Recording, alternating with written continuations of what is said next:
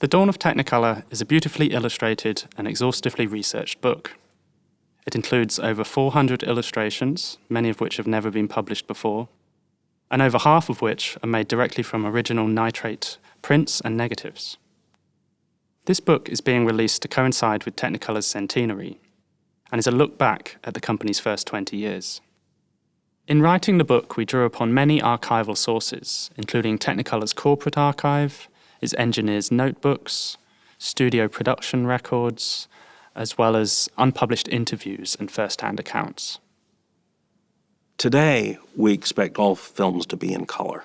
But in the earliest years of motion pictures, all the films were in black and white. Technicolor was one of the many companies that attempted to fill this gap for the industry, but they didn't expect that it would take them 20 years to accomplish that outcome. Hollywood was somewhat ambivalent about Technicolor and the prospect of going to all-color production.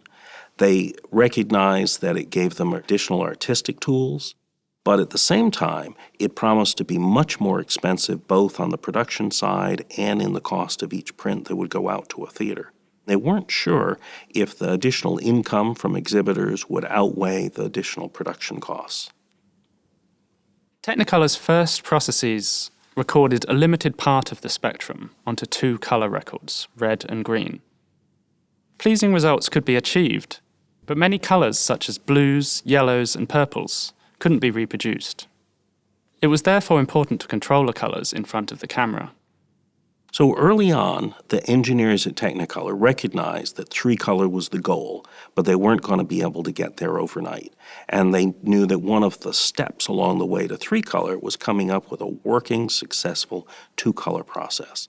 Once they had 2-color perfected, moving to 3-color was just the matter of adding one additional film in the camera. They were relatively simple considering the enormous complications of getting a 2-color image.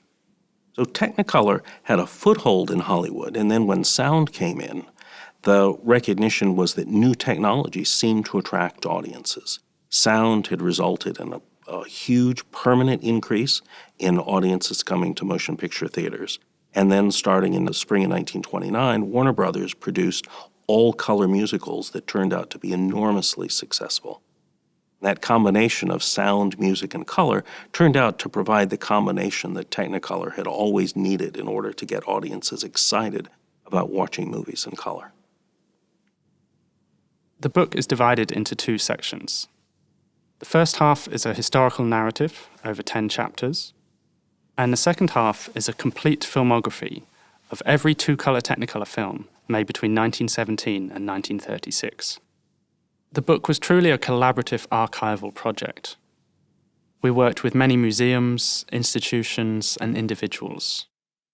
I think it is accurate to say that the reproduction of 2-color Technicolor in the book is the most accurate that has been seen to date, and that James and I inspected many, many original 2-color prints, and in the production process for the book, we were able to adjust the colors so that they accurately represent what 2-color Technicolor prints looked like in the 1920s, 1930s.